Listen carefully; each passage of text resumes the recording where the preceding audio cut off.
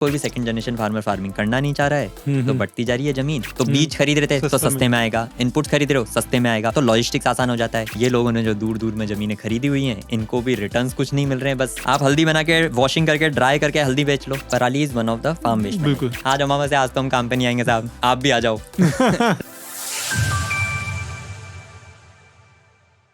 Hello everyone, नमस्कार।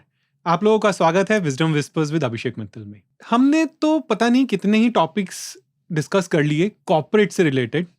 आज हम एक बिल्कुल ही ऑफ द टॉपिक जाके बात करेंगे फार्मिंग के बारे में। हम सबकी कहीं ना कहीं एस्पिरेशंस होती हैं। हम आजकल बहुत जगह जाते हैं जहाँ पे अच्छा लगता है यार ये लोग तो बहुत अच्छा कर रहे हैं, ये लाइफ बहुत अच्छी है।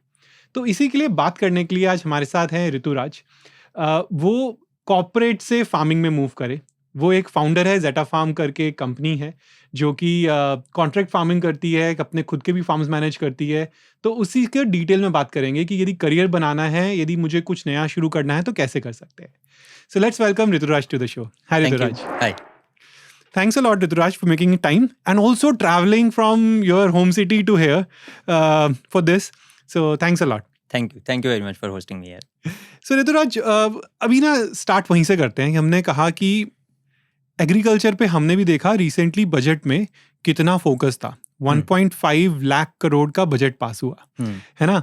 तो इसका मतलब ये है गवर्नमेंट का बहुत फोकस है। बिल्कुल है, दिखता भी है। तो आपने कब सोचा कि यार ये कॉर्पोरेट लाइफ छोड़ के मेरे को एग्रीकल्चर में मूव करना है? I come from a background of finance. So मैं इससे पहले जब बिजनेस करता था तो I was into solar. Okay. वहां से मेरी ये जर्नी शुरू हुई थी। मतलब मैं देखता तो था सोलर का। मेरा मतलब ये है कि लोग है ना वो ओपन फील्ड के अंदर सोलर प्लांट्स लगा रहे हैं, ये सब चीज कर रहे हैं। मैंने देखा जमीनें तो पड़ी हैं लोगों के पास। जिन लोगों की जमीन में कुछ उग नहीं पाता है वो लोग ज्यादातर सोचते हैं कि सोलर प्लांट्स वालों को किराए पे चढ़ा देते हैं। राइट। हमारा जो था थोड़ा सा बिजनेस डिफरेंट था। हम रूफटॉप सोलर लगाते थे। तो वहां पे हमारा कनेक्शन होता था HNI इंडिविजुअल से जिनके पास पैसा है। और बिल्डिंग ओनर्स जो हैं, खासकर अगर मैं आप ये बताऊं, जो एक बिजनेस कम्युनिटी, जो बढ़िया कम्युनिटी या बिजनेस कम्युनिटी जिसको हम बोला जाए, so they try to be very frugal about it. And वो हमेशा चाहते हैं कि कैपेक्स इन्वेस्टमेंट कम से कम हो। कोई भी चाहेगा, कोई भी बिजनेसमैन यही चाहेगा। तो जब सोलर की बारी आती थी तो solar was like a very capital intensive business. तो वो बोले कि मैं मेरी छत के ऊपर 10 लाख का सोलर प्लांट क्यों लगाऊं बिजली का खर्चा अभी कम करने के लिए। राइट। मेरा आज 10 लाख रुपए चले जाएगा। So that's where the innovation came in. हमने बोला HNI से हम पैसा लेके इन्वेस्टमेंट लगवाते हैं, इनको सस्ती बिजली देते हैं। वहां से मेरा एग्रीकल्चर शुरू हुआ, जबकि अभी तक एग्रीकल्चर की बात नहीं हुई इसके अंदर। और वो इंटरेस्टिंगली कैसे शुरू हुआ, because all the people who were HNIs they were agreeing agriculture lands with them. तो वहां से वो अंडरस्टैंडिंग समझ में आई कि when people start making money, not only me and you, anyone here, not only even if he is not an HNI, when he will start making money, एक thought process उसके back and में दिमाग में रहेगा ही रहेगा कि जमीन खरीदूंगा। वो जरूरी नहीं है एग्रीकल्चर लैंड खरीदेगा, लेकिन कोई ना कोई जमीन खरीदेगा। मतलब रियल एस्टेट इन्वेस्टमेंट्स होते हैं। जैसे जैसे पैसे का स्केल बढ़ता जाता है, फिर वो एग्रीकल्चर, पहले आप रेजिडेंशियल लैंड्स पे फोकस करते हो, फिर सोचते हो चलो वहाँ पे वो कमर्शियल प्लॉट्स कट रहे हैं, वहाँ खरीद लेता हूँ। फिर धीरे धीरे आता है कि अरे यार और पैसा आ गया, अब क्या करना है, तो एग्रीकल्चर लैंड्स खरीद लेते हैं। राइट। और वो और दूर होती है शहर से, तो एग्रीकल्चर लैंड्स खरीद। तो हमें ये चीज़ समझ में आई, so it's like when these people are having agriculture lands, उसका वो कभी भी ऑप्टिमल इस्तेमाल नहीं कर पा रहे थे। बिकॉज वो technically, typically by brain and by work they were not farmers. वैसे इन्वेस्टमेंट पर्पज से खरीदा था। And I saw a opportunity there, क्योंकि मैंने देखा कि बहुत सारे फार्मर्स है ना वो सेग्रीगेट होते जा रहे हैं, एग्रीगेट नहीं हो रहे हैं बिकॉज ऑफ फैमिली लीनिएज। तो बढ़ती जा रही है जमीन और कोई भी सेकंड जनरेशन फार्मर फार्मिंग करना नहीं चाह रहा है। ये लोगों ने जो दूर दूर में जमीनें खरीदी हुई हैं इनको भी रिटर्न्स कुछ नहीं मिल रहे हैं। बस हाँ एक मन में तसल्ली, हाँ मेरे पास लैंड है, अप्रिशिएट होगी, बट उससे रिटर्न उतना नहीं अच्छा आता। उन्होंने एग्रीकल्चर रिटर्न कभी सोचा भी नहीं था। तो दैट्स वेयर आवर पिच केम इन। बोले सर आप बटाई पे देते हो, रेवेन्यू शेयर में देते हो, आपको ट्रेसेबिलिटी भी नहीं है कि कितना आएगा कितना नहीं आएगा। आप भी खुश रहते हो, अरे मेरे खेत का गेहूं मेरे घर पे आ गया 2 बोरी तो आया, लेकिन उसके बाद क्या, तो मैं आपको फिक्स लीज दे दूंगा। तो he felt very happy because see if a person is having a business mindset, he will feel हाँ यार जमीन खरीदी थी, उसका एप्रिशिएशन तो हो गई होगा, आज कोई किराया तो दे रहा है मेरे को, फिक्स किराया देने वाला कोई मिल गया तो ले लो। तो हमने भी शुरू कर लिया, वहां से ये एग्रीकल्चर का शुरुआत हुई। एंड मैंने ये चीज बिल्कुल मैथमेटिकल फॉर्मेट में देखी, हमारे ही फार्म से नहीं। मतलब इनफैक्ट आप अपने एग्रीकल्चर इंस्टीट्यूट्स के डेटा को देखोगे या अपने इंडिया के एग्रीकल्चर डेटा को भी देखोगे, सो मुझे ये समझ में आ गया था कि ये बिजनेस प्रॉफिटेबल तो है। मार्जिनल जिसको बोलते हैं ना ऑपरेशन मार्जिन जो है वो बहुत अच्छे हैं। कैपेक्स की कोई सीमा नहीं होती, क्योंकि वो तो कोई आदमी कुकुम्बर्स को ओपन में भी लगा सकता है, कोई बिल्कुल तगड़ा कैपेक्स लगा के हाइड्रोपोनिक्स में भी कर सकता है करोड़ों का इन्वेस्टमेंट करके, but the basic operational level पे अगर आप प्रॉफिट बना रहे हो तो हर बिजनेस अच्छा कहलाता है, राइट? तो उस नज़रिए से जब हमने इसको देखना शुरू किया, मैंने कहा अपन को ये करना चाहिए। सो हमने इस चीज़ की शुरुआत वहाँ से करी थी। ये चीज़ रही हमारी। Good, great. तो एक अच्छी स्टोरी है, क्योंकि इसके अगेन आजकल ना बहुत ज़्यादा फोकस है जो, और मैं केवल उन लोगों की बात कर रहा हूँ जैसे आपने कहा जिन्होंने थोड़ा बहुत पैसा कमा लिया है, जो अब शहर की ज़िंदगी से परेशान है। वो ये चाहते हैं कि यार अच्छा अब मैं कहीं ना खेत में जाके खेत लूँगा, वहाँ रहूँगा। सबके बैक ऑफ द माइंड कहीं ना कहीं होता है, क्योंकि पोल्यूशन, आपको बहुत सारी चीज़ें हैं जो शहर में परेशान करती हैं, ट्रैवल टाइम, ये सब वहाँ होता है यार, ये ना अच्छा लगता है। बट वो एक बार होता है कि दूर से अच्छा भी लगता है। हो सकता है कि थोड़े दिन बाद आपको वो लगे यार नहीं, मुझे तो हसल बसल वाली जिंदगी ज़्यादा पसंद थी। तो एक सेकंड इन्वेस्टमेंट रख लेते हैं उसको। फर्स्ट इन्वेस्टमेंट यही है कि भैया मैं शहर में काम कर रहा हूँ, राइट है ना? तो बहुत अच्छा आपकी स्टोरी है। तो क्विकली ना 2-4 मेरे रैपिड फायर क्वेश्चन हैं, फिर थोड़ा डिटेल में जाते हैं इन चीज़ों के बारे में। आज भी एग्रीकल्चर एक सनराइज सेक्टर है और it's still a career option in India? I feel yes. Okay, government support आज भी क्रिटिकल है इस सेक्टर के लिए? हाँ। सस्टेनेबल फार्मिंग से क्या आज भी पैसा बनाया जा सकता है? बिल्कुल बनाया जा सकता है, बना भी रहे हैं लोग। ओके। दो और क्वेश्चंस हैं कि one word your experience in the agriculture sector. Highly profitable. Okay, great. आपने कहा ना फाइनेंस का बंदा हो तो पैसे की बात करेंगे। इसी का एक फॉलोअप क्वेश्चन है। आजकल ना हम सब एज अ मिडिल क्लास, हम सब टैक्स से बहुत परेशान हैं। हमें लगता है यार 40-50% तो हमारा पैसा टैक्स में चला जाता है। करेक्ट। तो आज भी यंग प्रोफेशनल्स इसको टैक्स इंसेंटिव की तरह देखते हैं, क्या ये सही है? देखते हैं ऐसा, लेकिन ये पूरी तरह सही नहीं हो सकता। मतलब प्रैक्टिकल तौर पे ऐसा होता नहीं है। चलो फिर इस पे थोड़ा डिटेल में भी करेंगे, but thank you rapid fire question बहुत अच्छी तरीके से हैंडल करने के लिए। अब थोड़ी डिटेल में इस पे डिस्कशन करते हैं कि अच्छा अब इसमें करियर है, इसमें अब एक अपील है, इसमें आजकल ना एक बहुत ज़्यादा अपीलिंग है, क्योंकि नेक्स्ट जनरेशन जो है ना वो सस्टेनेबिलिटी की तरफ जा रहे हैं कि हम अपने इन्वायरमेंट को कैसे बचाएं, क्योंकि वो चीज़ें फेस कर रहे हैं जो हम लोगों ने नहीं करी थी। Asthma, eye irritation, throat infections, right? Gut is not supporting their health. तो इन सब चीज़ों के कारण उन लोगों को लग रहा है यार हम अपनी जनरेशन, नेक्स्ट जनरेशन को क्या देंगे। वो तो जो दूर की बात है, हम अपने लिए क्या कर रहे हैं। तो इसलिए अपीलिंग बहुत है। आपको क्या लगता है कि ऐसा क्या करना चाहिए गवर्नमेंट को या आप जैसी कंपनीज को कि वो इसको और अपीलिंग बनाए यंग जनरेशन के लिए? मुझे ऐसा लगता है गवर्नमेंट ऑलरेडी बहुत अच्छा कर रही है। प्रॉब्लम कहाँ है? उसके अंडरस्टैंडिंग की। मैं आपको समझाऊंगा तो आप हो सकता है ज़्यादा अच्छे से समझेंगे, लेकिन जब आप एग्री कम्युनिटी या फिर किसान वाली या फार्मर कम्युनिटी की बात करते हैं ना, तो वो गवर्नमेंट के इनिशिएटिव्स को सिर्फ एक ही नज़रिए से देखते हैं, सब्सिडी कितनी मिल रही है या मुझे कितना बेनिफिट मिल रहा है। नहीं, उसके पीछे की आप रीजनिंग समझोगे, so it might be very different. अब जैसे एक छोटा सा एग्जांपल लेते हैं, आपने नोटिस किया होगा गवर्नमेंट बार बार बोलती है कि हम सब्सिडी देंगे ड्रिप इरिगेशन सिस्टम्स पे, पॉली हाउस या प्रोटेक्टेड एग्रीकल्चर पे। इसके पीछे का आप रीजन पे आओ कि क्यों इस पे ही सब्सिडी देनी है, क्यों सरसों के बीज पे सब्सिडी नहीं मिल रही? कुछ तो रीज़न होगा। वो रीज़न ये है कि इंडिया के अंदर अगर आप डेटा के हिसाब से देखा जाए तो बहुत सारे फार्मर्स, ये मार्जिनल फार्मर्स हैं, एवरेज लैंड होल्डिंग 2 या 3 एकड़ की है, ज़्यादा से ज़्यादा 5 एकड़ की। 5 एकड़ की ज़मीन से जब आप ट्रेडिशनल क्रॉप करते हो तो एब्सोल्यूट टर्म्स में पैसा नहीं बन पाता। अच्छा, कभी नहीं बन पाता। एक ज़मीन की क्षमता 1 एकड़ से कमाने को तो 20 लाख रुपए तक की भी है, लेकिन जब उस 20 लाख को कमाने के लिए you need to put in certain investment, वो तो डालने ही पड़ेंगे। ये किसी भी बिजनेस में, खेती में ही नहीं, सब में डालने पड़ेंगे। लेकिन वो किसान जब 15,000 रुपए डाल के गेहूं, सरसों, चावल ऐसी चीजें उगा रहा है तो उसका जो रिटर्न है वो 20-25 हजार ही आ रहा है। अब 5 एकड़ जमीन से 20,000 रुपए लगा ले तो लाख रुपए आया। आज की डेट में लाख रुपए में किसी का घर नहीं चलेगा। तो गवर्नमेंट बोलती है आप हॉर्टिकल्चर क्रॉप पे शिफ्ट करो। हॉर्टिकल्चर क्रॉप पे शिफ्ट करने के लिए उसको ड्रिप सिस्टम चाहिए, अच्छे इरिगेशन सिस्टम चाहिए। पॉली हाउस में करना है तो वो पॉली हाउस का 15 लाख का खर्चा करना है।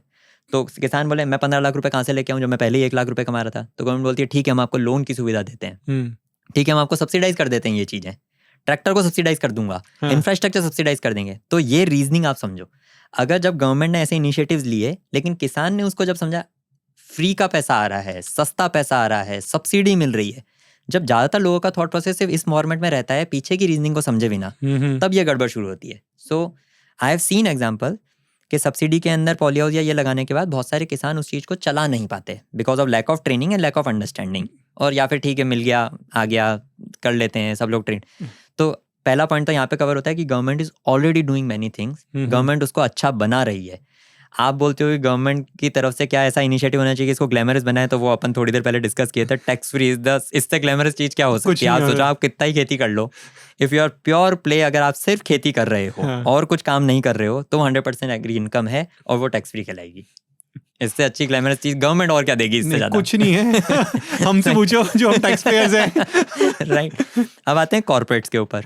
अब मजे की बात, corporates are also having agriculture lands with them, but they are not prominently doing agriculture over it. उसके पीछे का रीजनिंग जो हमने थोड़ी देर पहले HNIs का देखा था वही है। आप देखिए, एक कॉर्पोरेट कंपनी है, वो भी अपना पैसा बनाती जा रही है। When a corporate company is having cash liquidity with it, तो अब उस पैसे का वो इस्तेमाल क्या क्या करेंगे? कई जगहों पे इन्वेस्ट करेंगे, दूसरे बिजनेसेस में इन्वेस्ट करेंगे, शेयर मार्केट में, इक्विटी में, गोल्ड में, इन सब में इन्वेस्ट करेंगे। फिर भी बच जाएगा तो कहाँ लगाएंगे? एग्रीकल्चर लैंड्स खरीदेंगे। That's how it happens. अब एग्रीकल्चर लैंड खरीदिया, अब सपोज किसी कंपनी का बिजनेस ही लॉजिस्टिक्स का था, उसने एग्री लैंड में इन्वेस्ट कर लिया, तो लैंड बैंक, वो तो लैंड बैंक है उसके लिए। सो वो खेती नहीं कर रहे थे, एग्रीकल्चर इन्वेस्टमेंट्स तो हो गए। लेकिन अब मजे की बात, तब हमारे जैसे कॉर्पोरेट्स या हमारे जैसे लोग या किसान, उनके पास अप्रोच करके हम ऐसा चीज बना सकते हैं, या कॉर्पोरेट्स इन जमीनों के ऊपर एग्रीकल्चर डिपार्टमेंट्स ओपन कर सकती हैं, which will give them extra added revenue which will be visible. क्योंकि आप समझिए, जितने भी इन्वेस्टमेंट्स होते हैं, इन्वेस्टमेंट्स के ऊपर रिटर्न हमेशा एप्रिसिएशन से आता है। उन्होंने कॉर्पोरेट्स के पास एक्स्ट्रा पैसा था, गोल्ड में लगा दिया सपोज, तो गोल्ड एप्रिशिएट होगा तभी पैसा मिलेगा। उन्होंने लैंड में लगाया यही सोच के कि लैंड का एप्रिशिएशन होगा। आई एम सेइंग कि लैंड खाली पड़ी है तो कुछ इस्तेमाल करवा लो, वो इस्तेमाल अच्छा हो सकता है। एप्रिशिएशन तो हो गई होगा, जमीन तो आप ही की है, क्या पता वो मेरे जैसे किसान को दे दो, मैं चला लेता हूँ, मैं खेती करके भी आपको रिटर्न दे दूंगा। आपको क्या फर्क पड़ रहा है? कुकुम्बर की इनकम भी आ रही है तो क्या दिक्कत है?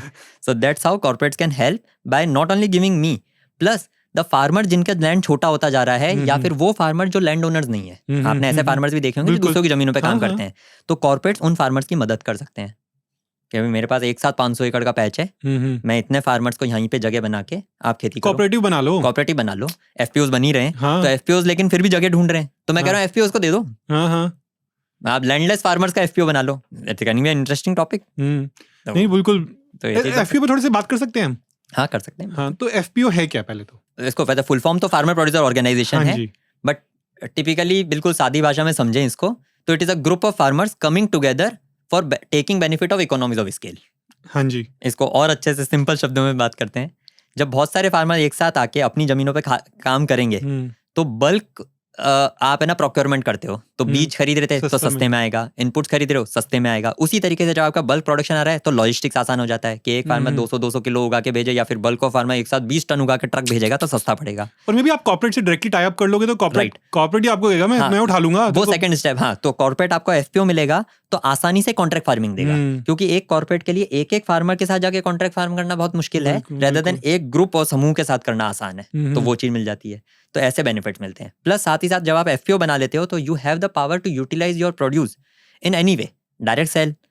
FPOs को गवर्नमेंट मदद करती है इन फॉर्मेट ऑफ इंफ्रास्ट्रक्चर बनाने में, आप एग्री प्रोसेसिंग इंडस्ट्रीज लगा लो, और SHGs बनते हैं, आपने देखे होंगे कई जगहों पे ऐसा होता है, जैसे आम वाला एरिया है तो वहाँ पे एक FPO बन गया, एक SHG भी बना लिया, women SHG, self help group बना लिया, कैरियां आ रही है, अचार बना के बेच रहे हैं। This is a good combination. बिल्कुल बिल्कुल। लाइक FPO जो है वो आम उगाने का काम कर रहा है, प्रोसेस भी हो रहा है, प्रोसेस की कॉस्ट बढ़ जाती है ना, प्रोसेस होते साथ ही आपके प्रोडक्ट की कॉस्ट आसमान छूती है। बिल्कुल, आपकी 10 रुपए की चीज सीधी 200 रुपए हो जाती है प्रोसेस होते ही।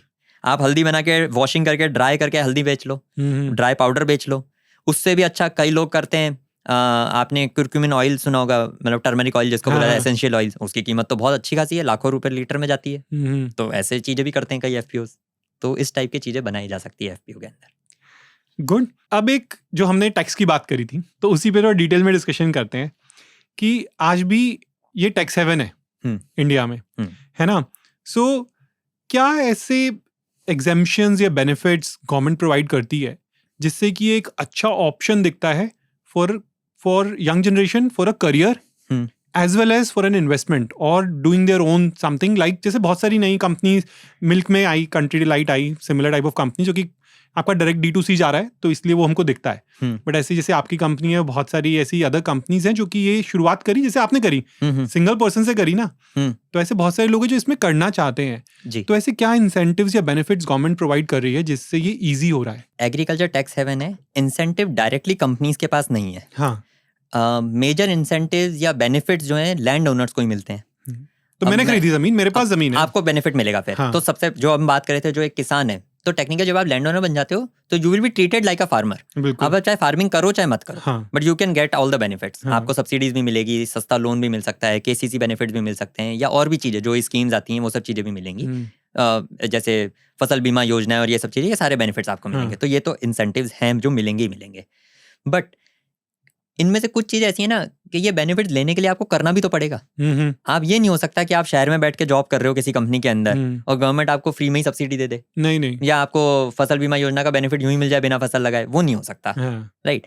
तो इसके अंदर कई जगहों पे अनइंटेंशनली प्रोसेस कैसा हो गया है, बिकॉज ऑफ वो ट्रैक नहीं होता, ये नहीं होता। आप शहर में बैठे हो, आपकी जमीन पे कोई तो किसान खेती कर ही रहा है, रेवेन्यू जनरेशन रेवेन्यू शेयर के फॉर्मेट में हो रही होगी, तो आपने कुछ तो लगाया ही, फसल बिगड़ी तो फसल बीमा योजना भी मिल गई, ठीक है, मतलब उसके अकॉर्डिंग ना इंश्योरेंस का क्लेम भी मिल गया, वो आता आपके खाते में कुछ, फिर आप उसके साथ शेयर करते हो, मतलब ऐसा आपसी ऐसा चलता रहता है म्यूचुअल अंडरस्टैंडिंग में, लेकिन it is not a proper way to do.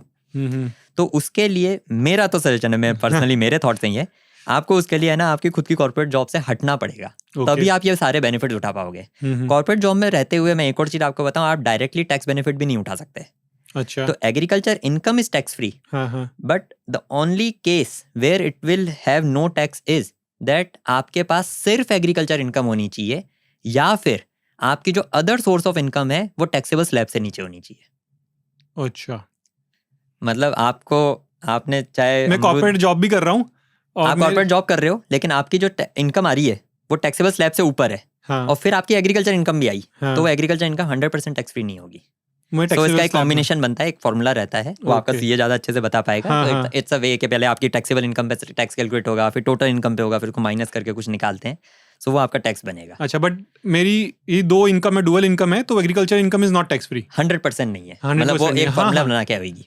अच्छा, so by way of definition agriculture income is tax free, तो वो ड्यूअल इनकम कहलाएगी, तो वैसा फॉर्मूले के हिसाब से निकल जाएगा। लेकिन अगर आपकी टैक्सेबल स्लैब से नीचे होती और आपने एग्रीकल्चर इनकम भी कमाई, तो आपकी 100% टैक्स फ्री हो जाएगी। या फिर आपके पास दूसरी इनकम है ही नहीं कोई सी, क्योंकि ज्यादातर फार्मर्स की होती ही नहीं है, वो उसी लैंड से कमा रहे हैं, तो वो उसकी एग्रीकल्चर इनकम कहलाएगी। इंटरेस्टिंगली थोड़े से कंफ्यूजन मुझे भी है इन चीज़ों में, क्योंकि मैं तो आया नहीं हूँ, मेरे पास तो खुद की लैंड है नहीं। तो मैंने जो अभी तक ऑब्जर्व किया कि आप जो प्रोड्यूस उगा रहे हो उसको सेल करते हो, तो that is tax free income, क्योंकि by definition this is there. आप एग्रीकल्चर लैंड आपके पास है, अगर आप उससे किराया ले रहे हो, जो इनकम है वो भी एग्रीकल्चर इनकम ट्रीट होती है। अच्छा, तो land rental is also tax free. Third type of income is कि उससे जो एंसिलरी जो डायरेक्ट एग्रीकल्चर वाली चीजें हैं, जैसे कि आपने प्रोड्यूस तो बेचा ही बेचा, फिर उसके बाद जो क्या बोलते हैं पराली बेच दी, या फिर आपने फॉडर बेच दिया, तो वो भी टैक्स फ्री कहलाएगा। तो इस टाइप की चीजें भी होती हैं। Okay, good. एक अच्छा वो है थॉट प्रोसेस है इसके बिहाइंड के। अच्छा, हाँ, मतलब मैं एक और चीज ऐड करूंगा। हाँ, बिल्कुल, कि कॉर्पोरेट जॉब जो है it can give you at par income with like जो आपको एक कॉर्पोरेट में दे रहा है, कोई भी इनकम आ रही है, तो अगर फार्मिंग को एट पार दे सकता है। हाँ, तो कॉर्पोरेट जॉब छोड़ के अगर आप पूरे इसमें भी करते हो ना, तो भी आपको वही वैल्यू और वही रिटर्न्स मिल सकते हैं।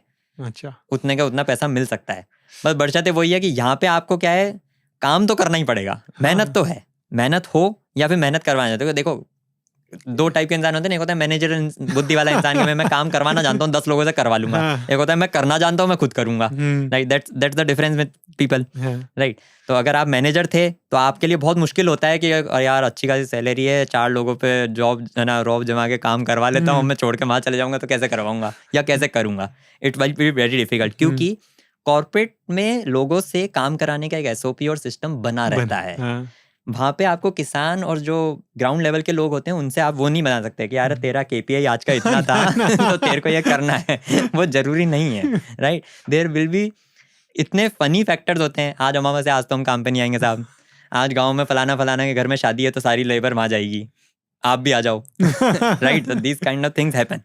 एंड प्लस अगेन कॉर्पोरेट्स के अंदर भी और इसके बीच में एक बहुत ही तगड़ा जो डिफरेंस है ना, वो ये है the people in open environment businesses like mining या labor intensive businesses, कि आज काम पे आपने बुलाया, काम हो रहा है, लेकिन आज मेरा मन नहीं है, तो I can always say to you, मेरा मन नहीं है, मैं जा रहा हूँ। तुमने ज्यादा फोर्स किया, कर लो जो करना है, मैं जा रहा हूँ। कल बात अलग है कि मैं वापस झगड़ा करने आऊंगा, मैं कल काम पे आया था, मेरे 200 रुपए आज दो मुझे, लेकिन मैं आज तो चले गया। Right, in that way. And मैं अपना मालिक हूँ, मैं खुद का मालिक हूँ। वो लेबर है ना, वो अपने मालिक है, वो मेरा खुद का मालिक, वो वाला सिनेरियो चले। तो यहाँ पे भी लेबर, आप यदि किसी लेबर को घर पे बुलाओ काम करने के लिए, वो कल नहीं आया तो इसलिए वही लेबर इंडस्ट्री ग्राउंड लेवल वाले वर्क में हमेशा ये चीज रहती है the same type of egoistic thing will always be shown in corporates at a upper level, CXO levels पे। आप एक CEO भी आज ये बोल के जा सकता है कि मैं कल से नहीं आ रहा, क्योंकि he is very confident about it कि मैं दूसरी जगह कर लूंगा। लेकिन जो फिर मिडिल मैनेजमेंट है या उसके नीचे वाला मैनेजमेंट या जो काम करने वाला तो तबका है, ही फील्स ऑलवेज इनसिक्योर। उसको ये दिखता है कि मेरी सैलरी आ रही है महीने की, मैंने 4 छुट्टी ज़्यादा ले ली तो पैसे कटेंगे ही कटेंगे, ये सब चीज़ें उसके दिमाग में आती हैं और ये थॉट प्रोसेस रहता है, ठीक है। क्योंकि not everybody is doing business, जो आप बोल रहे हो ना मालिक वाला फीलिंग उनके दिमाग में नहीं आ सकता, CXOs के दिमाग में आ सकता है, इसलिए ही ये डिफरेंस। तो आप यहाँ का और यहाँ का देखो, हैं दोनों ही मालिक वाली मेंटालिटी के लोग, तो वो मैनेज करने वाला सिनेरियो अगर आपके पास है या आपको पता है कि आप खुद मेहनत कर सकते हो, तभी that suggestion can be given कि आप कॉर्पोरेट छोड़ के फार्मिंग में आओगे, बाकी नहीं आ सकते। गुड नहीं, मतलब एक बिल्कुल ही डिफरेंट थॉट प्रोसेस है, बट हाँ, so the labour is CXO there, right. जो एक और इसमें सबसे बड़ा फैक्टर है जो हम बोलते हैं कि जिससे ये इम्पैक्ट होता है sector, one is climate, one is natural calamities, right. तो ये बहुत बड़ा रोल प्ले करते हैं हम, और ये हम मतलब हम अपने टेक्स्ट बुक से सुनते आ रहे हैं कि हम आज भी रेन्स के ऊपर डिपेंडेंट है, ठीक है। वो बहुत जगह बहुत सारी चीज़ें हट चुकी है, बट उसके अलावा भी बाढ़ हैं, अर्थक्वेक्स हैं, पता नहीं क्या क्या और नेचुरल कैलामिटीज हैं, तो कैसे हम नलिफाई कर सकते हैं? कुछ है इसके? नहीं है, कुछ हद तक कर सकते हैं। इसके अंदर एक और चीज़ भी ऐड करेंगे अपन, उसको बाद में लेंगे। There is one more reason which is market price fluctuation, वो भी किसी के कंट्रोल में नहीं है। लेकिन पहले अपन नेचुरल कैलामिटी और वेदर पे बात करते हैं। तो बहुत सारे स्टार्टअप्स, बहुत सारी कंपनीज इस चीज़ के ऊपर वर्कआउट कर रही हैं, टेक्नोलॉजीज आ रही हैं, लेकिन कोई भी टेक्नोलॉजी 100% वेदर को कंट्रोल नहीं कर पाएगी। जैसे अपन कुकुम्बर्स का एग्जांपल ले रहे थे, तो कुकुम्बर्स ओपन में भी उगता है। पहले तो पॉली हाउसेज नहीं थे, फिर इजराइल ने शेड नेट्स बनाए, नीदरलैंड्स और यूरोपियन कंट्रीज ने पॉली हाउस बनाए, ग्लास हाउसेज बनाए, इन सब के अंदर कुकुम्बर्स और बेल पेपर्स और चेरी टोमेटो ये सब उगाना शुरू किए। तो this is the way of controlling weather only, right, कि मैं कंट्रोल कर रहा हूँ। फिर फॉगर सिस्टम्स आ गए, कंट्रोल्ड एनवायरनमेंट सिस्टम्स आ गए कि मैं फैन पैड सिस्टम लगा रहा हूँ, बाहर 50 डिग्री का टेम्परेचर चल रहा है, अंदर 26 डिग्री हो रहा है। So these are controlled environment. इसमें कई हद तक है ना नेचुरल कैलेमिटीज भी कंट्रोल हो जाती है। 180 डिग्री की विंड स्पीड है तो भी कोई फर्क नहीं पड़ रहा अंदर, क्योंकि वो कंट्रोल हो रहा है। सो कुछ हद तक तो कंट्रोल हो रहा है। टिड्डियां आ गई तो वो भी कंट्रोल हो रही है, क्योंकि वो अंदर पैक है। लेकिन जब आप खर्चा करते हो तो बिजनेस माइंडसेट चेंज होने लगता है। आप ऐसे देखिए, तो जो अभी अपन बात कर रहे थे कि कर तो सकते हैं कि नहीं, तो हमने बता दिया कि कर तो सकते हैं, लेकिन उसके लिए खर्चा होगा, ठीक है। आम जिंदगी में भी ऐसा ही है। आप एक जगह से दूसरी जगह जाना चाहते हो, पैदल जाओगे, टाइम लगेगा, गाड़ी आ गई तो खर्चा किया लेकिन जल्दी पहुंचोगे, और खर्चा करोगे प्राइवेट जेट ले लो, नहीं। तो चीज आपको जो पानी है उसके लिए इस चीजों में तो खर्चा करना पड़ेगा, ठीक है। तो ये आप करोगे तो आप वो बेनिफिट मिल जाएगा आपको। लेकिन दूसरा एक और तरीका है, इट्स वे ऑफ डिस्ट्रीब्यूशन और या फिर डाइवर्सिफिकेशन। कहने का मतलब जरूरी थोड़ी आप प्राइवेट जेट से वहां जाओ। Maybe I give you a technology और मोबाइल फोन, आपको अपनी बात ही तो पहुंचानी थी, फोन करके पहुंचा दो, जाना ही क्यों है। सो इन द सेम वे खेती के अंदर भी ये चीजें हो सकती है। नेचुरल कैलेमिटी या वेदर को के इफेक्ट को आप कम कर सकते हो या मिटिगेट कर सकते हो बाय वे ऑफ डाइवर्सिफिकेशन, लेकिन वो सबके लिए पॉसिबिलिटी नहीं हो सकती। जब आप इंडिविजुअल लेवल पे बात करोगे नहीं होगी। उसके पीछे 2 रीजन होंगे। अगर आपने जमीन खरीद ली है तो अब आपका जो मन है ना वो उसमें लग गया, now it is your baby, ठीक है। आप 10 जगह बच्चे नहीं लेके आ सकते, आपने जमीन आपकी है वो, राइट। तो अब आप उसी जमीन पे खेती करोगे, तो अब आपके लिए तो सिर्फ एक ही वे बच गया कि अब आपको उस जमीन पे खर्चा करके वेदर और नेचुरल कम्युनिटीज से पैसा, वो आपकी क्रॉप को बचाना पड़ेगा। लेकिन अगर आपने जमीन नहीं खरीदी है, आप किराए पे 10-10 एकड़ 20 जगहों पे ले लो, तो कहीं का वेदर अलग होगा, कहीं का वेदर अलग होगा। सब जगह पे नेचुरल कैलेमिटी नहीं आएगी। एक जगह पे बाढ़ आ रही है, इट डजंट मीन कि 20 जगहों पे बाढ़ आएगी। So that's the other way of mitigating the risk generated through weather and ये नेचुरल कैलेमिटीज। पैसा सेम लगेगा, क्योंकि किराए पे तो 10,000 रुपये महीना, वहां पे आपने सीधे 2 करोड़ रुपए दिए जमीन खरीदने के, तो पैसा सेम लग रहा है। It's about management. आप तीसरी चीज बोल रहे थे वो मार्केट प्राइस जो है वो सिर्फ डाइवर्सिफिकेशन से सॉल्व हो सकती है, diversification of crops and location. Okay, so एक ही खेत ले लिया। अब जो मैं अपन बात कर रहे थे ना कि आपने पॉली हाउस लगा लिया, तो जब आपने 15 लाख का खर्चा कर लिया या 20 लाख का खर्चा कर लिया, तो कितना भी आपको कोई भी राय दे जाए, ठीक है, आप इसमें तो ये कॉमन सेंस अपने अंदर है ना, अपने आप जागृत हो जाता है कि हाँ यार, अब इसके अंदर मुझे बाजरा या सरसों तो नहीं लगाऊंगा पॉली हाउस लगा के। 15 लाख खर्च करके मैं 15,000 कमाने वाली फसल क्यों लगाऊं इसके अंदर, ठीक है। मैं वही तो क्रॉप लगाऊंगा जो मुझे कम से कम रिटर्न दे। इसका पैसा जो कैपेक्स मैंने लगाया है उसका पैसा कहीं ना कहीं वसूल लो तो सही में। बिल्कुल। सो दैट्स हाउ, क्योंकि खेती को आदमी किसान, आप, मैं, या जब अपन जेनजी की भी बात करें, कोई भी थॉट प्रोसेस उसको कमाने के नजर से देखेगा. It is not a luxury business. नहीं. आप कार खरीदते हो बिकॉज यू हैव एस्पिरेशन. आप उससे रिटर्न की उम्मीद नहीं रख रहे हो, लेकिन आप पॉली हाउस से हमेशा रिटर्न की उम्मीद रखोगे. कोई किसान इसलिए आज जो पॉली हाउस लगा लिया मेरा मन था, हाँ, नहीं, ये नहीं होता कभी भी, राइट?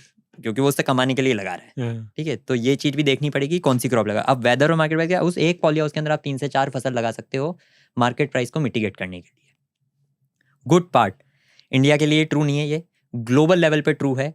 कोई सी भी कमोडिटी दूसरी कमोडिटी की प्राइस को इफेक्ट नहीं करती. मतलब आप गन्ने की प्राइस बढ़ रही है तो इसका मतलब ये नहीं है तरबूज की भी बढ़ेगी. कोई कोरिलेशन नहीं है. सिर्फ ये डिमांड सप्लाई का प्ले है. And that is also centric, कि अगर अपने इस एरिया में तरबूज ज्यादा हो गए तो यहाँ सस्ते बिक रहे होंगे, नहीं दूसरी जगह पे नहीं हुए हैं तो यहीं से तरबूज वहाँ जाएगा और महंगे में बिकेगा. Because it will include the cost of cultivation plus logistics plus अपना प्रीमियम भी लेंगे साहब, वहाँ पे नहीं उग रहा है तो ठीक है, वहाँ पे प्राइस ज्यादा होगी. तो इसलिए मैंने बोला एक जगह पे डिफरेंट क्रॉप्स लगाओ, अलग अलग जगह पे भी क्रॉप्स हैं तो वो भी अपना बेटर हो सकता है. तो आप नोटिस करो कि बहुत सारे ट्रेडर्स यही काम करते हैं. ट्रेडर्स इस चीज से तो कमाते हैं. हाँ, वो तो ये तो पैरिटी का यूज लेते हैं वो, कि जम्मू से एप्पल उठाया, साउथ में भेजा, पैसा कमा लिया. This is how they are. Good. जैसे आजकल हम जैसे आपने कहा कि इतनी इनोवेशन आ रही है, ये सब भी इनोवेशन ही है, राइट? तो अब जो इन इनोवेशंस को जो नेक्स्ट जनरेशन है वो कैसे और एडवांसमेंट तक ले जा सकती है या इसका यूज कर सकती है?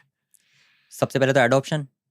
जैसे बहुत मेन स्ट्रीम के अंदर drip irrigation, poly house, shade net, मैं इनकी बात करूं तो ये तो बहुत अच्छे से अडॉप्ट होने लग गया है फार्मिंग के अंदर भी और इंटीरियर्स में भी. इंटीरियर्स में भी लोग जानते तो हैं. अच्छा. ठीक है, समझते भी हैं. अब पढ़ी लिखी असली आज की जनरेशन की बात करें तो ये तो ड्रोन्स, मैपिंग, एनालिटिक्स ये भी समझती है. बिल्कुल. फार्मर्स नहीं समझते. हाँ, बट अब यही लोग तो हैं जो अब करेंगे, तो जो अब फार्मिंग में घुसेंगे, चाहे वो खुद ना करें. जैसे आपने कहा कि वो उनको कॉन्ट्रैक्ट के लेकर करवाएं या कैसे भी. हाँ. तो अगर इनको समझ है तो वही मैंने बोला एडॉप्शन. तो पॉली हाउस और इन चीजों का एडॉप्शन तो गवर्नमेंट ने बहुत अच्छे से करवाया है सब्सिडी देके. अब अगर नोटिस करें तो ड्रोन वगैरह के अंदर भी कुछ चीजें करने लग गई हैं. एंड गवर्नमेंट के जो ये कृषि विज्ञान केंद्र ये सब भी हैं, ये भी अपनी जगह पे कुछ कृषि विज्ञान केंद्र के पास तो जैसे ड्रोन रखा भी मिल जाएगा आपको, स्प्रे वाला ड्रोन वगैरह कहीं कहीं पे दिख भी जाएगा. ठीक है. Plus also there are initiatives plantation वाली साइड्स के अंदर, जैसे गवर्नमेंट खुद से इनिशिएटिव लेके टेस्टिंग भी करवाती हैं. साउथ में आप जैसे रबर प्लांटेशंस में देखोगे, नॉर्थ ईस्ट के अंदर आप टी में देखोगे तो they are trying to do their best के किस तरीके से टेक्नोलॉजी को इस्तेमाल किया जाएगा. IoT सेंसर्स हैं जो आपको ये बताते हैं कि मिट्टी में कितना मॉइस्चर है आज के डेट में, आज ह्यूमिडिटी कितनी है वेदर के अंदर. तो अब एक है सिर्फ शो के लिए अगर अपन को ये चीज करनी है तो वो फायदा नहीं देगी. एडॉप्शन इस सेंस में होना चाहिए कि that if you have a device और instrument at your place you should make use of it. Data निकालो, नॉलेज निकालो, यूज करो उसको. आपको पता होना चाहिए कि मॉइस्चर है बस, ठीक है. किसान वाली बुद्धि से सोचोगे तो आपने देखा हाँ ठीक है मिट्टी गीली है, वो तो बोले कि मैं तो ये रोज ही देख के बता देता था, मैं तो खेत में ही तो आ रहा हूँ, मेरे को पता है ना बारिश हो रही है. मतलब एक आदमी वो बोल रहा है मेरे को दिख रही है बारिश, तो मैंने IoT सेंसर ने नया क्या बता दिया मुझे, राइट? हम उसका यूज क्या लेना चाह रहे हैं कि ठीक है जेनजी क्या सोच रहा है कि मैं शहर में बैठ के ये चीज पता लगा लूंगा कि मैं तो यहाँ बैठा हूँ, मुझे अपने आप पता लग गया, ट्रिगर हो गया कि बारिश हो रही है. इसके यूज केसेस आपको समझने पड़ेंगे कि आप क्या बोल के उन चीजों को एडॉप्शन करवाना चाहते हो. अगर आप ये बोल के बारिश का पता लग जाएगा, मैं बोल रहा हूँ मुझे नहीं पता लगाना, लेकिन मुझे क्या पता लगाना हो सकता है वो मैं आपको बताता हूँ. कि सपोज मैं दूसरी जगह पे रह रहा हूँ, मेरा सुपरवाइजर वहां पे काम कर रहा है, तो मैंने उसको बोला पानी डाल देना, और उसने पानी डाला या बाय वे ऑफ नेचुरली उसके अंदर पानी डल गया, तो मुझे बस IoT सेंसर ने ये बता दिया पानी तो डल चुका है साहब, अब किसी ने भी डाला हूँ, मैं I am relax from my mind. ये यूज केस है, मेरी फसल सेफ है. मेरा यूज केस ये था. मेरा यूज केस ये नहीं हो सकता कभी भी कि बारिश हुई कि नहीं हुई, वो मुझे पता लग ही जाता है देख के वीडियो से, कैसे भी पता लग जाएगा. और भी बहुत से यूज केसेस हैं. ऑटोमेशन के अंदर इन चीजों का यूज केस आता है, because these devices are the things which can be linked to automation of the irrigation systems and all. जैसे मिट्टी में मॉइस्चर कम हुआ, अपने आप मोटर ऑन होगी, चलेगी, वॉल सिस्टम भी ऑटोमेटेड आ गए हैं. हाँ यही है कि अब ये चीजें किस हद तक यूज करनी है, क्या इनका यूज कहाँ तक है, आप कितना रिमोटली अपने फार्म को चलाना चाहते हो, and the important question is why. हाँ, कॉस्ट भी तो है ना. कॉस्ट है, हर बिल्कुल चीज कॉस्ट है. हर चीज की कॉस्ट है. हम तो उस कंट्री में बैठे हैं जहाँ पे लेबर सस्ती है, आज भी मानते हैं. इसलिए मैं मान रहा हूँ कि लेबर सस्ती है, जबकि मुझे पता है लेबर सस्ती नहीं रही है. इन कंपैरिजन टू यूरोपियन देश देखोगे तो सस्ती है. हाँ, बट तो मैं लेबर सस्ती है तो मैं नहीं लगाऊंगा, मैं कहूंगा यार तू पाइप ले और हो जा शुरू. हो जा, बिल्कुल सही बोले. तो यही चीज अगर जेनजी इस चीज को समझ पा रहा है विथ अ इकोनॉमिक सेंस, तो this new technology is for good for adoption, but the question is why, क्या मुझे करनी चाहिए मेरे खेत पे या नहीं करनी चाहिए। इसके ऊपर मैं आपको एक बहुत इंटरेस्टिंग कन्वर्सेशन बताऊंगा, ये मेरे लिए भी बहुत शॉकिंग और इंटरेस्टिंग था। वन ऑफ द एग्रोनॉमी जो यहाँ से पता नहीं किसी टाइम पे स्पेन में गए थे टोमेटो की फार्मिंग देखने, तो उन्होंने मुझे बताया कि वहाँ पे टोमेटो की फार्मिंग जो है वो 45 डेज के ट्रेंचेस में कर देते हैं। मैंने कहा इसका क्या मतलब है, तो बोले वो टमाटर के हार्वेस्ट जो है, जैसे ही पीक हार्वेस्ट पहला हार्वेस्ट आता है, पेड़ भरता है, वो पूरे पेड़ को ऐसे है ना काट के उखाड़ के टमाटर अलग करके फेंक देते हैं। मैंने कहा ऐसा क्यों, जबकि टमाटर की फसल तो टमाटर का पौधा आपको 7 महीने तक फसल देता है, आपने पहले में क्यों उखाड़ दिया। बोले इसलिए उखाड़ दिया क्योंकि वहाँ पे लेबर बहुत महंगी है, तो उनके लिए आसान पता है क्या होता है, इस छोटे से कमरे के अंदर वो ट्रेज में पौधे बनाए, उसको ट्रांसप्लांट किया, पहला फसल आया तो जैसे गेहूं की कटाई के लिए थ्रेशर आता है, बोले उन्होंने मशीन बना रखी है, पूरे टमाटर के पौधे को उखाड़ेगा, टमाटर अलग करेगा और बाकी कचरा अलग, टमाटर हार्वेस्ट हुए, नई फसल वापस लगा दो, वो ज्यादा सस्ता है हमारे लिए। अब ये क्यों आया, प्रोसेस वही है, टमाटर हार्वेस्ट वही करना है, it is making more economic sense to them, क्योंकि बोला कि मैं 8 महीने तक लेबर बुला के टमाटर तुड़वा लिया ना मैंने, वो हमारे लिए ज्यादा खर्चीली चीज हो जाएगी, इससे बेटर है मशीन चलवा दो। तो यहाँ पर भी वही, आप जेनजी की बात करो तो जेनजी को इकोनॉमिक सेंस जरूर होना चाहिए, सिर्फ वो नहीं देख सकते कि हाँ सुकून और ये है। हाँ नहीं, और मैं टेक्नोलॉजी यूज कर रहा हूँ, टेक्नोलॉजी यूज करो, किस लेवल तक यूज करनी है वही वाली बात है। वो एक मेरे को दिमाग लगाना पड़ेगा, मेरे को ये नहीं है कि यार ये टेक्नोलॉजी बन गई है तो मैं इसको लगा लूँ।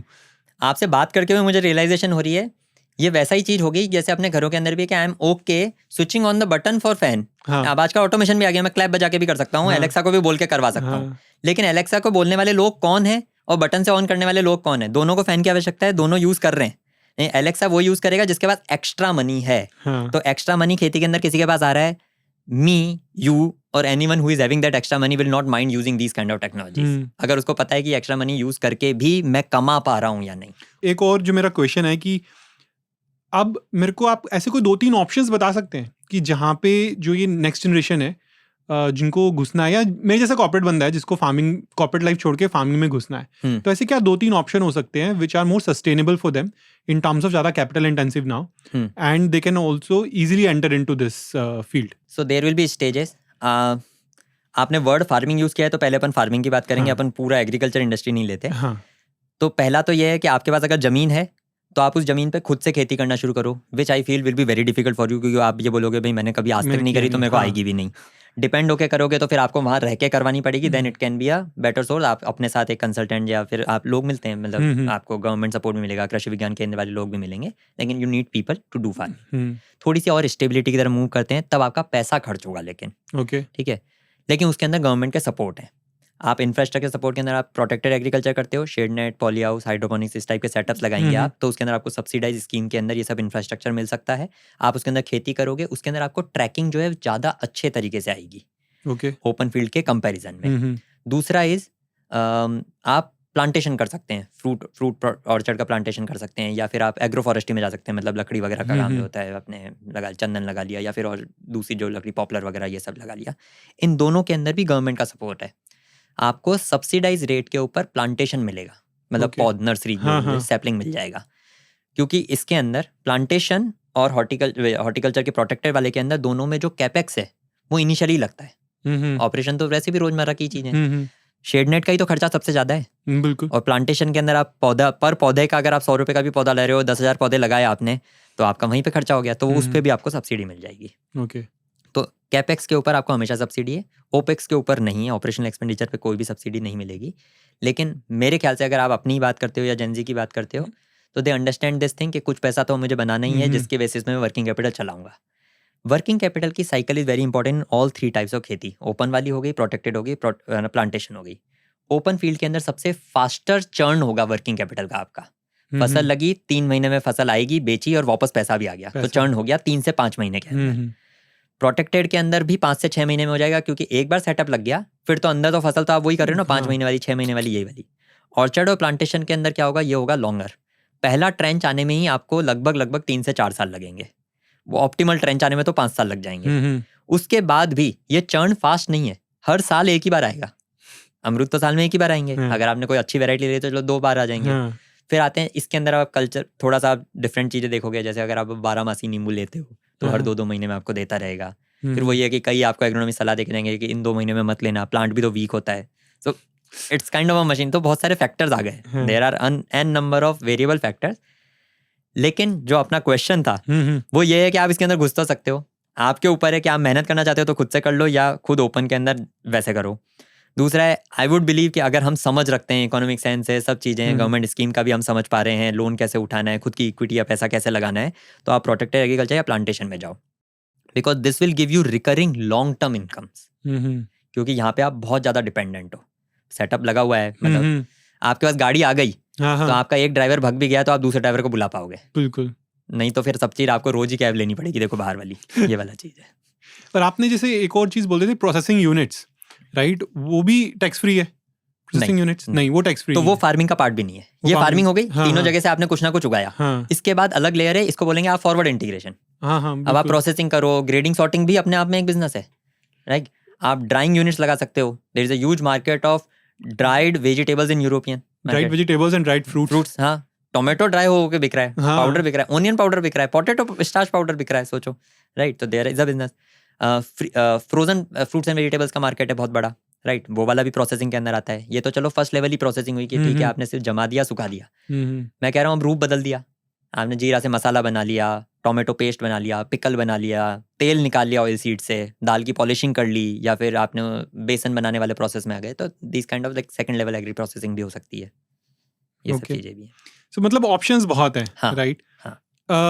अब एक लास्ट क्वेश्चन, मेरे ख्याल से हमने बहुत डिस्कशंस कर ली इसके ऊपर, मेरे सारे क्वेश्चंस हो गए कि जब अब जो लोग पढ़ रहे हैं, हाँ, और जो चाहते हैं जो पढ़ाई के टाइम पर ही कि अच्छा मेरे दिमाग में है कि मैं फार्मिंग एग्रीकल्चर सेक्टर में घुसना चाहता हूँ।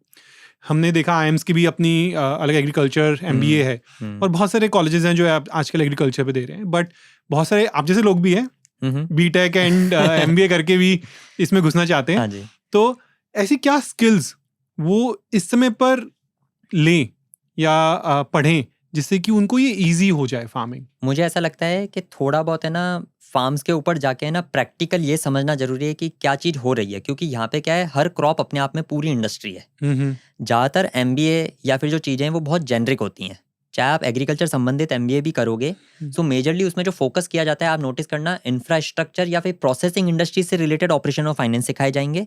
सेकंड चीज जो सिखाई जाती है वो बिजनेस डेवलपमेंट रिलेटेड चीज सिखाते हैं, एग्री सप्लाई चेन का पूरा सिस्टम सिखाया जाएगा। खेती कैसे होती है, क्या होता है, वो नहीं सिखाया जाता, वो भी लेकिन नॉलेजेबल पार्ट है। अगर आपको वो ही पता लग जाएगा ना तो सबसे बेस्ट हो जाती है वो चीज, राइट। तो वो सीखनी बहुत जरूरी है। वो अंडरस्टैंडिंग कब आएगी, जब आप खेत पे उतरोगे, किसी के फार्मर के साथ काम करना शुरू करोगे। फिर छोटे छोटे पार्ट्स हैं जिसके अंदर आप अपना खुद का काम भी स्टार्ट कर सकते हो, नॉट ओनली फार्मिंग। आज एक फार्मर को अगर आपने अपनी नॉलेज के बेसिस पे ये बता दिया कि भाई फलाना जगह में ये वाली चीज की है ना रिक्वायरमेंट या डिमांड बहुत ज्यादा आ रही है, और आपने उस डिमांड को एग्रीगेट करके मल्टीपल फार्मर्स में बांट दिया, तो वो फार्मर भी हैप्पी रहेगा। सपोज आपने अपना ई कॉमर्स चेन ही शुरू कर लिया, अगर आप D2C के अंदर हो और आपने ब्रांडिंग के लिए आपके पास पैसा था, आपने लगाया, आपने अपना मार्केट डेवलप किया, आप फार्मर को बोलो तुम भाई तू बाजार में 70 रुपए की दाल बेच रहा है, मैं तुझे 100 रुपए दूंगा, आप 140 में बाहर बेच रहे हो, farmer is also happy, you are also happy. This kind of engagement can be done. तो आप भी अपना ये स्किल उसी के पास आती है जो पढ़ा लिखा होगा, या जिसको ये मार्केट समझ में आता होगा। मैं वेस्टर्न वर्ल्ड काफी जाता हूँ, तो वेस्टर्न वर्ल्ड में तो जो पोटैटोज वगैरह हैं ये भी ब्रांडेड आते हैं। हाँ, आपके पैकेट ब्रांड के पैकेट में है। हाँ बिल्कुल। हाँ, आई हैव सीन बनानास, वो जैसे टॉफी जैसे रैपर के अंदर आएगा, एक बनाना ही आएगा। डेल मोंटे है। हाँ, डेल मोंटे सबसे बड़ा, आई स्टे इन सिंगापुर, वहाँ पे डेल मोंटे सबसे बड़ा सप्लायर है। वो आपके सारे फ्रूट्स को डेल मोंटे के पैकेज में डालकर सेल कर रहा है। तो अब ये पैकेजिंग है, ये सब चीज है, तो फार्मर ये नहीं कर पा रहा। इस पैकेजिंग को करने के लिए एक इंडस्ट्री लगेगी, उस इंडस्ट्री को चलाने वाला बंदा वही आदमी हो सकता है जो अभी अपन बात कर रहे थे, लेकिन but he can give this kind of contracts to farmers and all. So farmers को आप इस तरीके से ट्रीट करते हो, दे आर द ऑपरेशनल और द विंग जो आपके लिए प्रोड्यूस बना के दे रहे हैं। उस प्रोड्यूस को प्रोसेस क्या करना है, पैकेजिंग करनी है, ड्राई करना है, फ्रोजन करना है, वो सब चीज करके आप एक्सपोर्ट करो, चाहे डेल मोंटे को बेचो, चाहे अपने इंडियन मार्केट में यूज करो। मैंने आपसे एक और क्वेश्चन पूछा था रैपिड फायर में, सस्टेनेबिलिटी का, राइट। हम स्पेसिफिकली क्योंकि मैं दिल्ली एनसीआर में बैठा हूँ, तो हम पराली के बारे में इतना सुनते हैं, और अभी आने वाला है, मतलब अब ये हम अगस्त में बैठे हैं, ये सितंबर, अक्टूबर, नवंबर, दिसंबर, अब यहाँ के लिए एक ब्लॉक होने वाला है जब सारी पराली जलेगी। तो ये सस्टेनेबल जो फार्मिंग है उसका सबसे बड़ा पार्ट है पराली, राइट। और तो इसको कैसे सॉल्व कर सकते हैं, या इसको हम कैसे देखें, इसको हम एज अ नेक्स्ट जनरेशन जब फार्मिंग करना चाहते हैं जो, वो कैसे देखें कि अच्छा इसके लिए हम क्या कर सकते हैं? सो एग्री इंडस्ट्री में एक और विंग है ना, अभी मतलब पीक पकड़ रही है, which is known as farm waste management. पराली is one of the farm waste management. Farmer की गलती मैं नहीं मानता हूँ, फार्मर से सिर्फ रिक्वेस्ट करते हैं पराली मत जलाओ, हाँ, लेकिन if we don't provide him alternates तब तो उसको जलानी है, क्योंकि उसके पास पहले ही इनकम लिमिटेड है। करेक्ट। तो अगर आप उससे बोलोगे पराली तू कटवा और अलग से रख, तो उसके लिए वो कॉस्ट है, हाँ। दो तरीके की, मॉनिटरी कॉस्ट भी और टाइम की भी। जैसे हम अपनी बातों में बोलते हैं ना, अपॉर्चुनिटी कॉस्ट है कि मैं दूसरी जगह जाऊं नहीं जाऊं, काम करूं नहीं करूं, उसके लिए भी है, क्योंकि उसको दूसरी फसल लगानी है, तो उसको जल्द से जल्द अपना खेत क्लियर करना है और उस पर ट्रैक्टर फिराना है जिससे वो दूसरी फसल के लिए तैयार हो। अगर उसने वो नहीं किया तो उसकी दूसरी फसल भी बिगड़ जाएगी, तो वो एक सीजनल गैप भी आ रहा है, राइट। तो या तो हम सॉल्यूशन लेके आए, सपोज आपने एक बिजनेस खोल लिया कि मैं पराली का मैनेजमेंट मैं करूंगा, आप पराली को कटवाओ, बायो पैलेट्स बन रहे हैं आजकल, जैसे एनटीपीसी और ये जितनी भी एनर्जी कंपनीज हैं, इनको बायो पैलेट्स चाहिए, फार्म वेस्ट वाला जो चीज जलानी हो कुछ आगे है ना, 5-10% का लगाना ही पड़ेगा आपको कोल के ऑल्टरनेट के अंदर, तो आप उनको देना शुरू कर दो। बट फार्मर बोले मैं तो बायो पैलेट बनाऊंगा नहीं, तो या तो आप बायो पैलेट बनाने वाली मशीन आप या इंडस्ट्री सेटअप आप बना के दो, साथ ही साथ उनको वो वाला सेटअप भी दो कि कटवा मैं देता हूँ, या मैं मशीन भेज देता हूँ तू कटवा दे, और मैं उसको पैसे भी दे रहा हूँ बाद में। करेक्ट, चाहे 2 रुपए किलो ही दे रहे हो, वो फर्क नहीं पड़ रहा, लेकिन वो उसके लिए आज की डेट में सिचुएशन ऐसी है ना कि वो आप उससे सिर्फ रिक्वेस्ट करो तो वो क्यों माने, what is the incentive for him. तो वो तो फार्म मैनेजमेंट नाम के उस प्रोसेस या एक वो जो डिपार्टमेंट खड़ा हुआ है ना, वो उससे ही होगा। जब आप फार्मिंग को इंडस्ट्री ट्रीट करना शुरू करते हो ना, तो आप जो नॉर्मल ट्रेडिशनल इंडस्ट्रीज है ना, उसके सारे नॉर्म्स फॉलो होंगे। आप एक टेक्सटाइल इंडस्ट्री की बात कर लो, उसके अंदर भी है ना, उसका जो वेस्ट निकलता है उसका एक मैनेजमेंट का सेटअप है, पूरा बकायदा एक जगह बनी होगी, उसके अंदर भी दूसरी इंडस्ट्रीज में भी बनी होती है, फार्म के अंदर नहीं बनी होती, क्योंकि हम क्या सोचते हैं फार्म के अंदर जो चीजें हैं वो वहीं यूज हो जाएगी, करते हैं, मैं उसको भी गलत।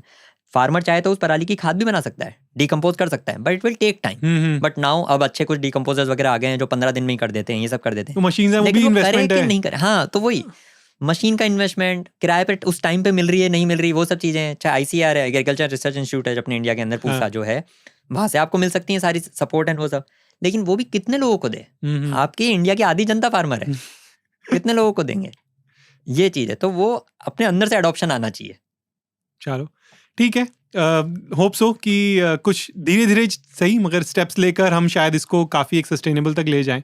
मुझे तो लगता है स्टेप्स तो हो रहे हैं, लेके भी जा रहे हैं, अभी हम उस स्टेज पे नहीं पहुंचे कि हमें विजिबल हो रहा है, इसलिए हम ऐसी बातें कर रहे हैं। हाँ नहीं, यही है, मैं ये नहीं कह रहा कि नहीं हो रहा, हो रहा है, हर साल थोड़ा थोड़ा रिड्यूस हो रहा है, बिल्कुल हो रहा है, और उसको शायद हम लोगों को विजिबल होने में टाइम लगेगा, क्योंकि हम जहाँ बैठे हैं वो हम एज अ दिल्ली NCR में हम तीनों तरफ से खेतों से घिरे हुए हैं, यूपी, हरियाणा, पंजाब, बिल्कुल, और इवन राजस्थान थोड़ा सा और आगे चले जाए, राइट। तो हर जगह खेत है, हर जगह आपकी पराली जलती है, और सारा का सारा चोक होकर हमारे लिए एक मुसीबत बन जाता है। चलिए ऋतुराज, बहुत ही मजा आया, great thanks Rituraj, thanks for joining, thank you for having me here.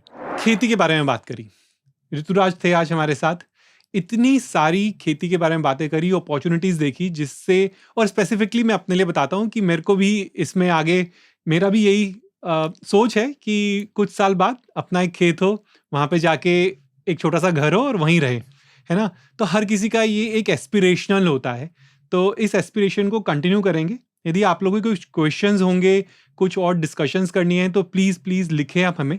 आप हमको लिख सकते हैं जीमेल पर, लिंक्डइन पर, इंस्टाग्राम पे। हम कोशिश करेंगे आपके क्वेश्चंस का आंसर करने की, बट हम ज़रूर बात करेंगे उनके ऊपर। और आपको यदि एपिसोड अच्छा लगा हो और आप हमें यूट्यूब पे देख रहे हैं तो प्लीज़ सब्सक्राइब करें, और आप हमें यदि ऑडियो पॉडकास्ट प्लेटफॉर्म पे सुन रहे हैं तो प्लीज़ फॉलो करें, क्योंकि हम हर हफ्ते एक नया एपिसोड निकालते हैं, ऐसे ही कुछ और इंटरेस्टिंग टॉपिक्स भी लेकर आएंगे। तो please continue watching us, and if you want anything else, any new topic to be discussed, वो भी आप हमें लिख सकते हैं। So for a time being, this is Abhishek Mittal signing off from Wisdom Whispers. Thank you.